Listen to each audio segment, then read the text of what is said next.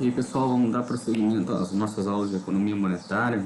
Aqui é o professor Lucas e a gente vai tratar hoje do assunto, um assunto muito importante para a condução da política monetária, que é quais são os objetivos, né, que o Banco Central procura atingir, né, ao realizar sua política monetária. A gente tem uma gama de possibilidades de objetivos que variam aí desde estabilidade de preços, que é, né, o principal objetivo adotado hoje pelos principais bancos centrais, até outros como desenvolvimento econômico, baixo emprego, estabilidade do sistema financeiro, né? Nós vamos falar um pouquinho disso na aula de hoje e né, com o objetivo de mostrar que nem sempre esses objetivos eles são harmoniosos entre si, eles podem gerar, um objetivo pode gerar conflito com os demais, né? Então é bem importante, muito importante que os bancos centrais tenham uma definição muito clara de quais são os seus objetivos, né, ao longo aí da condução da política monetária. E esses objetivos, pessoal, nós vamos estar, né, vamos ir além daqueles clássicos, correto? Qual é o principal objetivo, um objetivo clássico do Banco Central que está aí, né, ligado às suas origens, né, que é a manutenção, né, de uma estabilidade do sistema financeiro, né, a manutenção da continuidade da operação do sistema financeiro. E ele tem aí, né, uma grande ferramenta para isso, são os empréstimos de redesconto, correto? Então, os bancos centrais, em geral, eles nasceram com o objetivo de gerar estabilidade para o sistema financeiro, né? Mas hoje, suas funções desenvolveram-se bastante e elas vão além, né, desse objetivo original.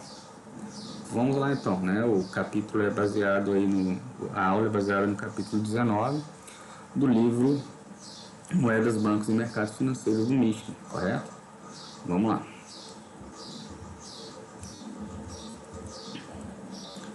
Então, modernamente, o principal objetivo dos bancos centrais procuram, né, é a estabilidade de preços, viu, pessoal? Isso veio aí em conjunção com a evolução do nosso conhecimento, inclusive em economia, né?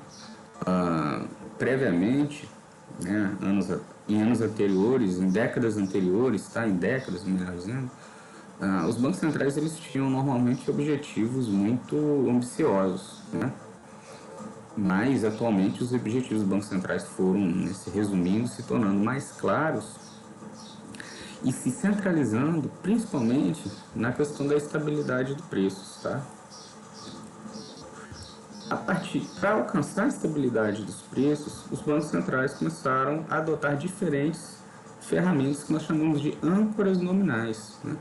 A âncora é um ferramental que os bancos centrais adotam, uma variável, né? Uma variável que os bancos centrais adotam como sinalizador da inflação, né, presente e futuro, correto? Tem várias âncoras cambiais possíveis, âncoras nominais possíveis. Por exemplo, a taxa de câmbio, né? Uma taxa de câmbio estável, ela pode ser utilizada como uma âncora nominal, tá? Outra âncora importante é a taxa de crescimento da oferta de moeda, né? Por exemplo, o banco tem uma meta de crescimento do M1, do M2, isso ancora, né, as expectativas da economia, né? Outra âncora muito utilizada hoje é a própria meta da inflação, né? A inflação, a meta inflacionária é a âncora das expectativas, né, que vai guiar aí as expectativas da inflação futura. Então, os bancos centrais estão sempre utilizando âncoras. Para quê?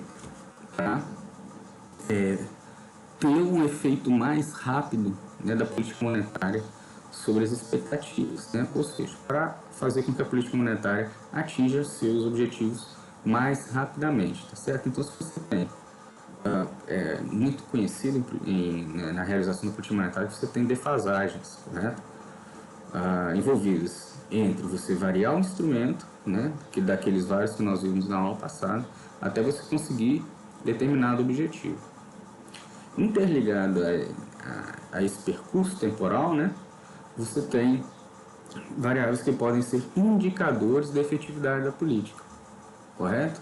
Então, dependendo do aparato institucional que o Banco Central utiliza para realizar sua política monetária, você tem aí um método mais fácil de julgar se a política está sendo de sucesso ou não, né?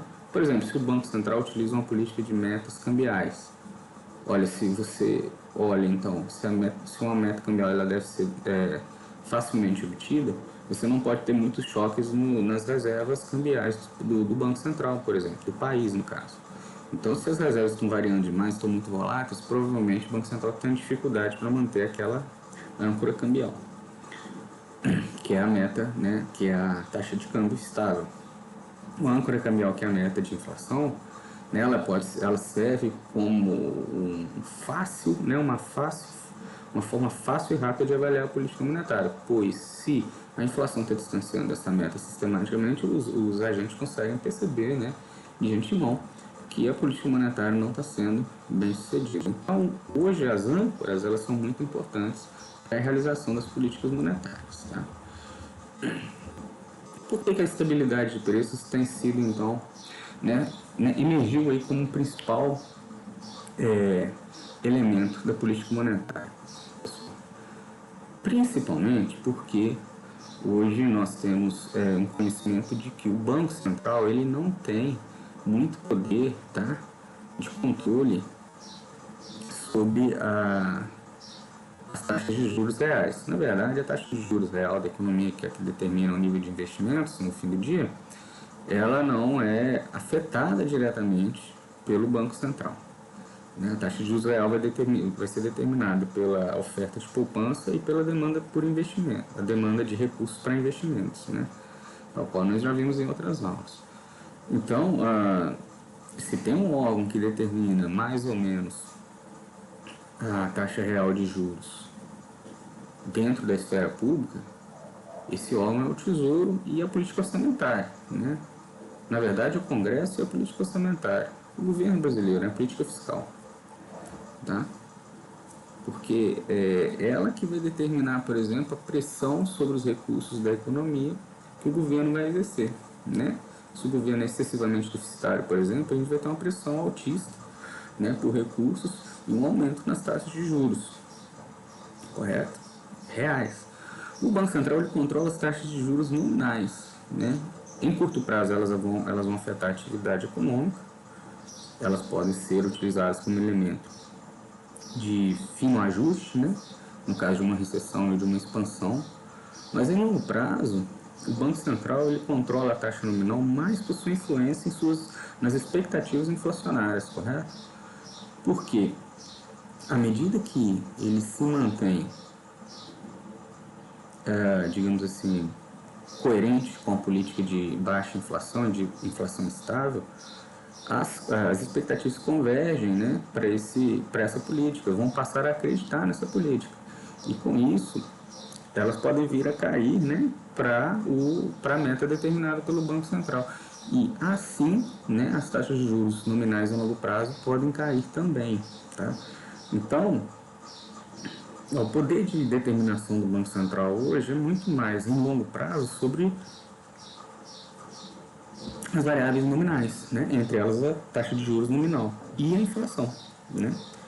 Mas uma política de inflação estável ela não deixa de gerar efeitos reais sobre a economia, né? Por quê?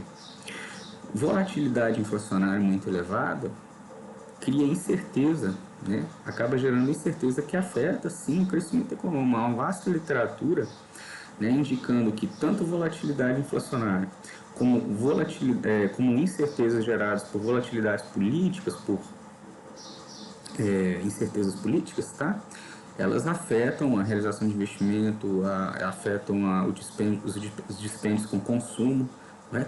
Então, manter a economia estável, com a inflação estável, ela proporciona, né, um ambiente mais propício para a realização de investimento e para a tomada de decisão, correto?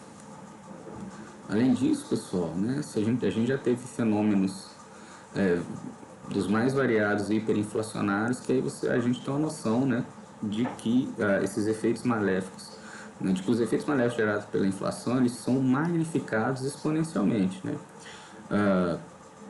Temos experiências recentes com uma grande inflação que a Argentina vem passando, os problemas macroeconômicos que estão atrelados a isso, né? E a hiperinflação venezuelana, né? Que está também atrelada aí a uma política de gastos excessivos, né? De alta intervenção política na economia e,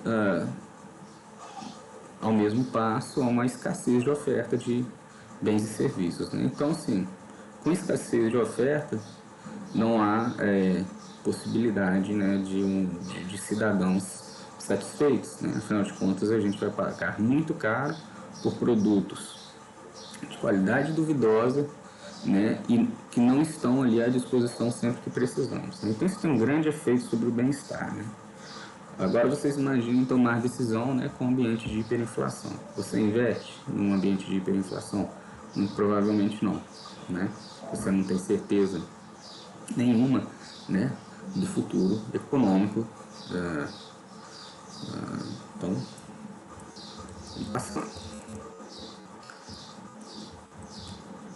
mas, além dos objetivos de preços estáveis, nós temos outros, né? Normalmente, pessoal, a literatura indica que os bancos centrais adotam esses outros objetivos em conjunção com a estabilidade de preços, né? Alto emprego e estabilidade da produção, ele é principalmente adotado pelo Fed, né, pelos bancos dos Estados Unidos. Alguns outros bancos já adotaram o objetivo de crescimento econômico, inclusive o Banco Central Brasileiro e o Conselho Monetário Brasileiro, por boa parte da sua existência, introduziu, né, em seu meio elementos que estavam associados com essa noção de que o Banco Central poderia ser um banco fomentador de crescimento econômico, correto? Já voltamos a esse assunto, né? Um objetivo normalmente adotado e é adotado atualmente pelo Banco Central brasileiro como objetivo secundário a estabilidade dos mercados financeiros. Existem bancos que trabalham com o objetivo de estabilidade das taxas de juros, tá? E estabilidade dos mercados cambiais. Vamos passar por cada um. O autoemprego, pessoal, ele pode ser um objetivo do Banco Central, né? Porque ele traz, né, um bem-estar para a sociedade, né? O elevado nível de emprego está associado com um maior bem-estar e efeitos colaterais aí positivos, inclusive associados à redução da criminalidade, né? Desemprego elevado vai estar associado com recursos inutilizados, né? Com recursos que não são aproveitados durante o período produtivo, né? Recursos ociosos, tá? A palavra me faltou aqui, mas eu recordei. Ociosidade de recursos na economia. Quão baixo deve ser o nível de desemprego se fôssemos adotar esse tipo de objetivo, né? Olha, deve ser baixo, mas não igual a zero. Por quê? Porque sempre haverá um nível de desemprego que a população deseja, né? Por mais incrível que isso pareça, né? Nós temos desempregos bons na economia. Quais são esses desempregos bons? É aquele desemprego associado à pessoa que não quer realmente trabalhar por qualquer que seja a razão, né? É o desemprego voluntário, por exemplo, uma pessoa que deseja retirar um ano sabático, né, de descanso. E o outro desemprego é aquele associado à pessoa que está procurando uma melhor colocação, um melhor posicionamento dentro do mercado. Então, esse é o que é o friccional, né? Esses dois tipos de desemprego, o friccional e o voluntário, eles não deveriam ser combatidos. Então, sempre vai haver uma taxa de desemprego positiva na economia. Em geral, se estima que ela seja da ordem aí de 4 a 8%, de 4 a 6%, 7%, tá? Objetivo de crescimento econômico, né? Você está procurando aí promover, fomentar o crescimento da economia, né? Provavelmente estimulando aí um maior nível de investimento em capital físico, né? E claramente isso vai estar associado ou está associado ao objetivo também de desemprego baixo. Então, seriam duas metas que não são conflituosas, né? Porém, o objetivo de crescimento econômico, quando visto dessa forma, ela pode ser um objetivo que entra em conflito com a própria estabilidade de preços, né?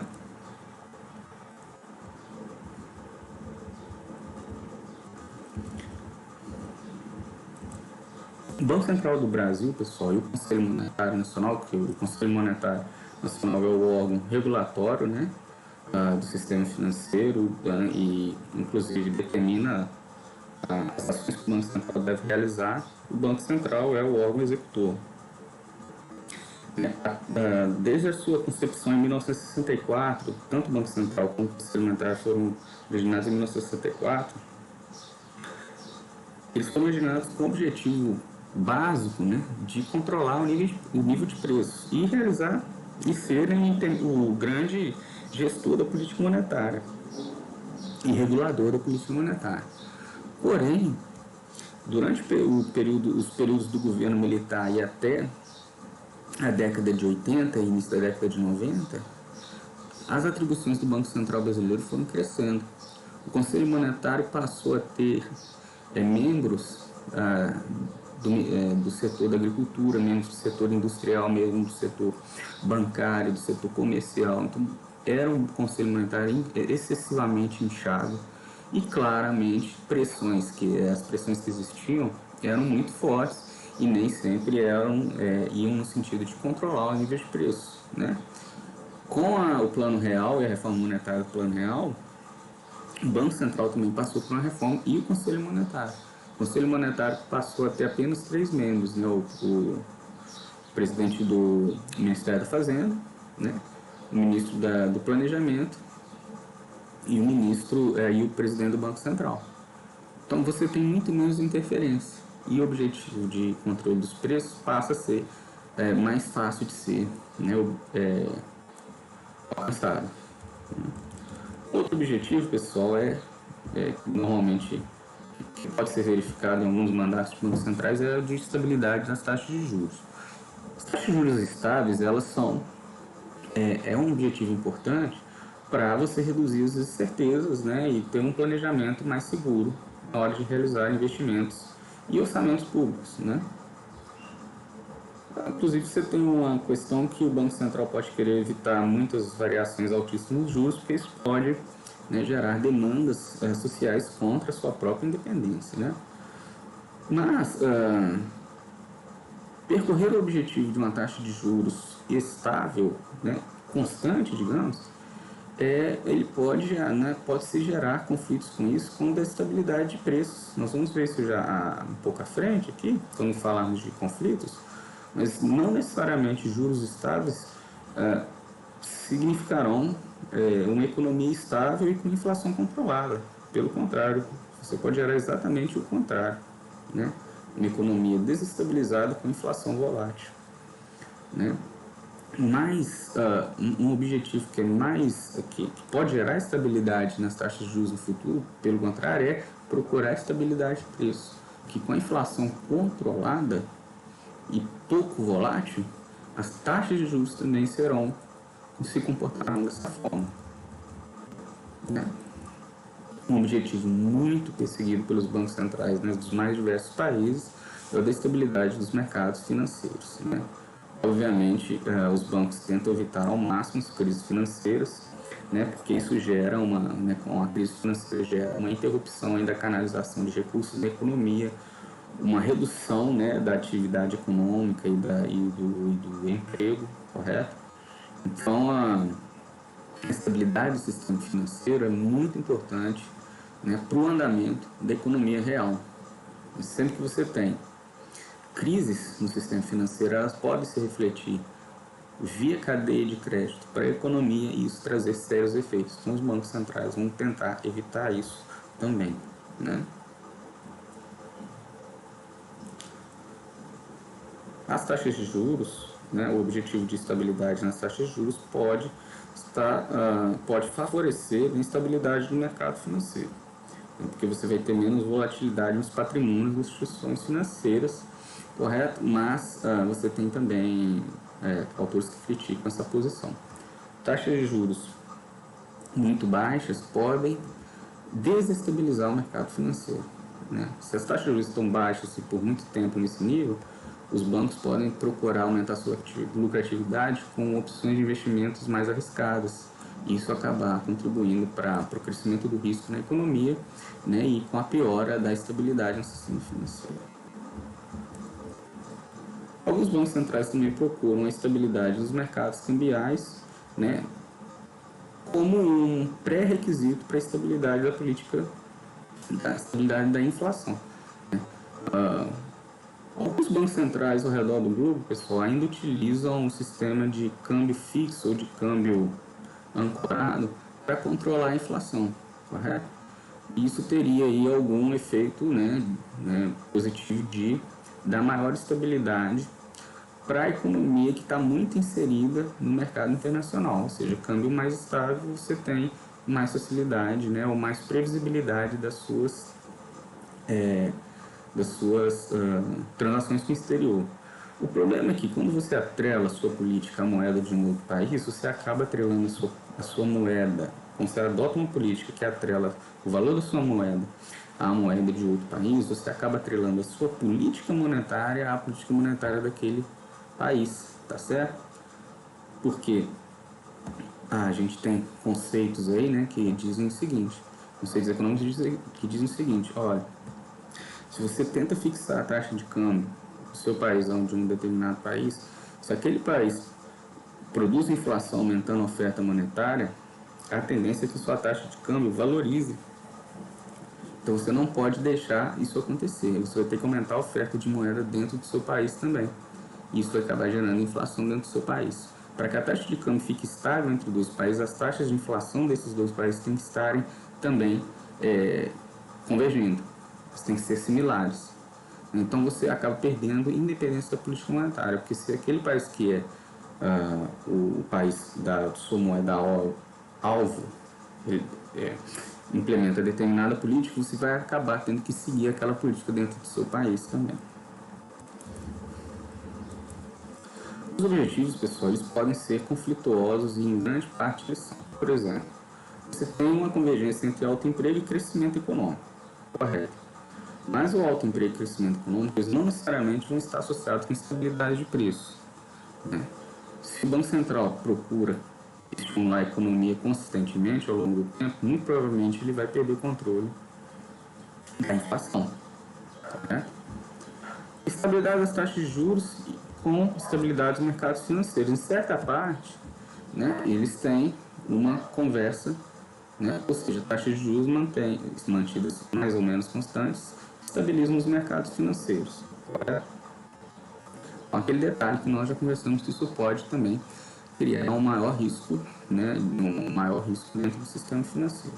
Mas não necessariamente também a estabilidade nas taxas de juros vai produzir estabilidade dos preços. Por quê? Pensem bem, por exemplo.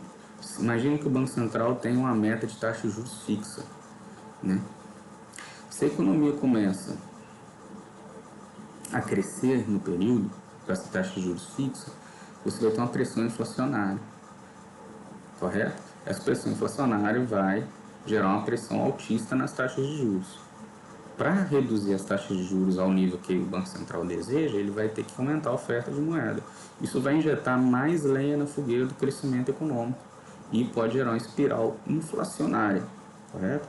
Então, para ter uma taxa de juros fixa como política monetária, a política fiscal tem que contribuir também. Você não consegue ter uma política de taxa de juros fixa se a política monetária é excessiva, se a política fiscal é excessivamente deficitária. Ela tem que ser estável ao longo do tempo, correto?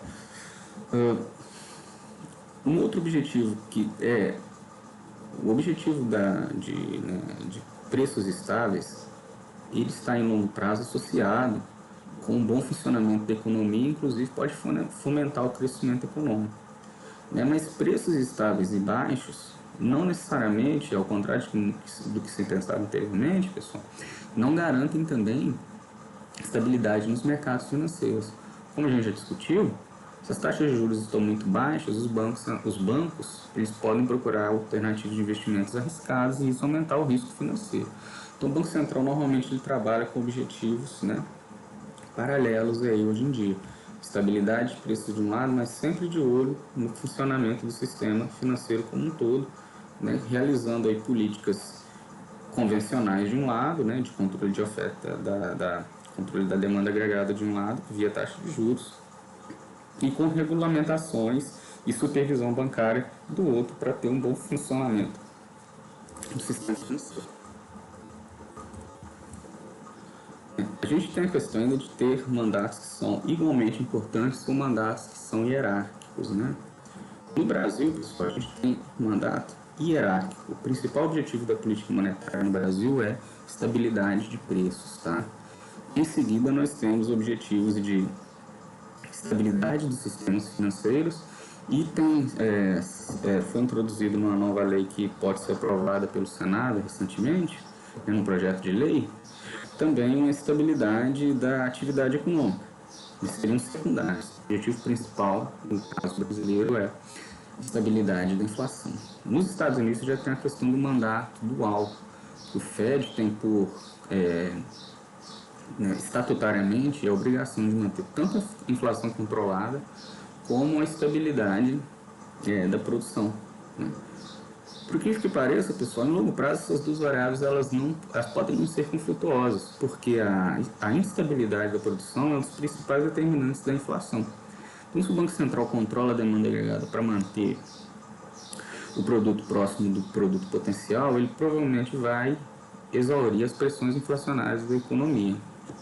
Certo? Então, no Brasil, a gente tem a questão de mandatos hierárquicos e como objetivo primordial, né, a estabilidade dos preços, a estabilidade da inflação.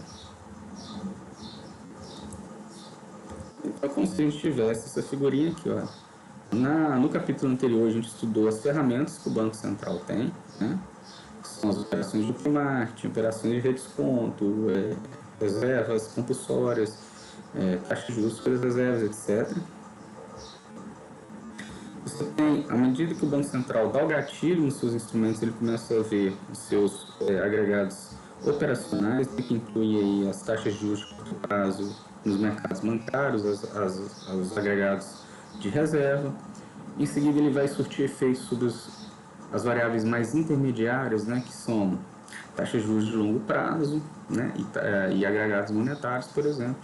E, no fim, ele vê seus resultados sobre emprego, estabilidade dos preços, mercado, estabilidade dos mercados financeiros. Isso aqui, pessoal, representa o quê? Uma defasagem de tempo, né? Por isso, nós necessitamos aí das nossas âncoras. Correto? Foi utilizado por muito tempo, pessoal, como uma política monetária, né, a meta de crescimento da moeda. Então, como se tem uma política de crescimento da moeda como estável, né, como um intermediário aí, como uma meta intermediária, né, e como uma âncora, você acaba abrindo mão da estabilidade das taxas de juros. Se você escolhe controlar a oferta de moeda, né, mantém ela fixa aqui em IMS, ó, sempre que houver uma variação na demanda por moeda, a taxa de juros vai variar. Então, se você escolhe controlar a oferta de moeda, você perde o controle sobre as taxas de juros. Isso quando você adota um aparato de metas de crescimento da moeda, como foi adotado por muitos países na década de 70 e 80. Mas se você adota metas de juros fixos, tá? Metas nas taxas de juros, você acaba perdendo o controle sobre a oferta de moeda por outro lado. Ó. Vejam bem, quando você tem uma taxa de juros de equilíbrio e você deseja manter a economia nesse patamar de taxa de juros, se a demanda oscila para baixo ou para cima, você acaba tendo que reduzir a oferta de moeda para controlar os juros ou aumentar a oferta de moeda para controlar os juros. Então, ao sabor aqui das variações da demanda por moeda, você vai ter que controlar a sua oferta para manter os juros para um determinado patamar, né? Então, se você escolhe metas nas taxas de juros ou um juros fixo como meta operacional, você acaba abrindo mão da oferta de moeda. Professor, essa é a política de regime de metas? Não. Há metas para inflação, né? O regime de metas para inflação escolhe como meta esse último aqui, ó, esse último elemento aqui, ó, estabilidade de preços. E ele vai utilizar todos os seus instrumentos em mãos para chegar nesse objetivo. Então, não necessariamente ele vai utilizar uma política de juros fixo. Normalmente, quando você trabalha com política de inflação, você controla a taxa de juros com o objetivo de não de manter uma taxa de juros fixa, mas de manter uma taxa de inflação fixa ao longo da meta. Você vai poder alterar as taxas de juros, né, ao sabor das suas necessidades. A gente chega aí ao regime de metas para inflação, que é provavelmente, na verdade, é com certeza o aparato, né, de política monetária mais utilizado atualmente, né, pelos bancos centrais. Como funciona mais ou menos esse sistema? Né? Você tem um valor público, a inflação, né, que é uma meta aí de médio prazo. Né? A meta tende a ser alcançada ao longo de um ano, né, ao longo de um período de um ano ou dois, e ela é publicamente conhecida por todos, né? É uma informação pública. Então, aí você já tem uma maior transparência, inclusive, da política monetária no regime de metas. O Banco Central anuncia, essa é a taxa de inflação que a gente quer alcançar. Você vai ter um compromisso institucional. Vejam bem que o aparato institucional no Brasil ele é construído para a estabilidade de preço ser o principal objetivo da política monetária. Né? Isso acontece em todos os países que têm metas para a inflação. E os bancos centrais utilizam várias abordagens para conseguir alcançar essa meta, né? Então você não tem um instrumento fixo, você pode estar olhando taxas de juros, oferta de moeda, câmbio, isso tudo determinar as suas decisões, né? E como dissemos, né, você tem um grande aumento da transparência e do que a gente chama de accountability, né? A prestação de contas do Banco Central, ou seja, a força que o nosso julgamento tem sobre o Banco Central. O Banco Central ele passa a ser muito mais, a gente consegue com muito mais clareza averiguar as ações do Banco Central. Né? A meta de inflação surgiu na Nova Zelândia, pessoal, na década de 90, um dos primeiros experimentos com as metas de inflação. Desde a sua adoção, o crescimento lá foi alto, foi alto, o desemprego se reduziu bastante, tal qual a inflação, né? O Canadá introduziu em 1991, a inflação se reduziu, né, ao longo do tempo. Alguns custos em termos de desemprego, mas custos muito pequenos. Né? O Reino Unido introduziu em 92, a inflação está sempre próxima à meta, você tem uma atividade econômica lá que vem, né, se desenvolvendo bem desde essa adoção. O Brasil adota esse regime em 1999, né? A inflação ao longo do tempo, ela com alguns reais anual, ela tem caído ao longo do tempo e principalmente ela tem ficado menos volátil. Ao longo do tempo a gente tem visto também a queda nas taxas de juros reais, né? E as taxas de desemprego elas não foram muito afetadas, né? Desde a adoção do regime de metas. Então temos alguns gráficos aqui para vocês terem a noção. Aqui é a Nova Zelândia, desculpa. Tá? Também tem uma experiência muito positiva, tá? Com o regime de metas. Você vê que a inflação muito alta e volátil aqui, até a adoção do sistema de um regime de metas com a queda gradual na meta, né? Mas a inflação caiu muito mais rápido. E desde então a inflação está aqui ao longo do seu valor central. Né? No Canadá você tem também você tinha uma inflação um patamar mais alto, desde a adoção do regime de metas o patamar caiu pela metade, né, e fica aí, né, a inflação fica ao longo aqui do seu meta. No Reino Unido a mesma coisa, né, você tem desde a adoção uma inflação muito baixa, bem pouco volátil. Né. As principais vantagens que apareceram na literatura com a adoção das metas você não tem uma variável meta, juros, oferta de moeda, câmbio, não. Você pode usar todos esses instrumentos é uma política que o público entende com facilidade e consegue averiguar com facilidade, né? É muito mais fácil de falar assim, olha pessoal, a gente vai adotar uma política de crescimento do M2 de 5% ao ano. Você fala, o que é M2, né? O público não entende isso direito, o que é M2, não consegue rapidamente averiguar se o M2 realmente está crescendo naquela taxa. Né? Agora, você tem uma meta para a inflação, o jornal fala, ó, a inflação foi tanto, então o governo está bem, o governo está mal. Né? Você reduz a possibilidade de cairmos em armadilhas de que a gente chama de inconsistência temporal, que é a tendência que os políticos têm para inflacionar a economia consistentemente no tempo. Você tem uma forma de avaliar e reduzir isso aqui, né? Fácil de ser implementada, que é a própria meta, e privilegia a transparência e a prestação de contas. As desvantagens que geralmente são apontadas, pessoal, é uma sinalização atrasada, que normalmente se argumentava que a inflação pode lentamente convergir para a meta, mas isso não aconteceu na prática, tá? Isso, na prática, a inflação convergiu muito mais rápido do que você esperava. A questão de ser muito rígido, um sistema muito rígido, na verdade, você não tem tanta rigidez, assim, na verdade, você tem boa flexibilidade para a realização do político, porque você tem, além de você poder atingir determinada meta para a inflação, você tem intervalos, né, que você pode trabalhar ali no caso de uma recessão, produzir uma inflação um pouquinho mais alta, etc. O potencial para aumentar as flutuações da produção também não aconteceu, né? Só aumentos que foram gerados no início do regime de metas como possíveis críticas, né, a esse regime, né? Mas as flutuações da produção, pelo contrário, elas se reduziram na grande parte dos países, e baixo crescimento econômico durante as desinflações. Isso pode ocorrer realmente, né? Durante as desinflações o crescimento seria mais reduzido.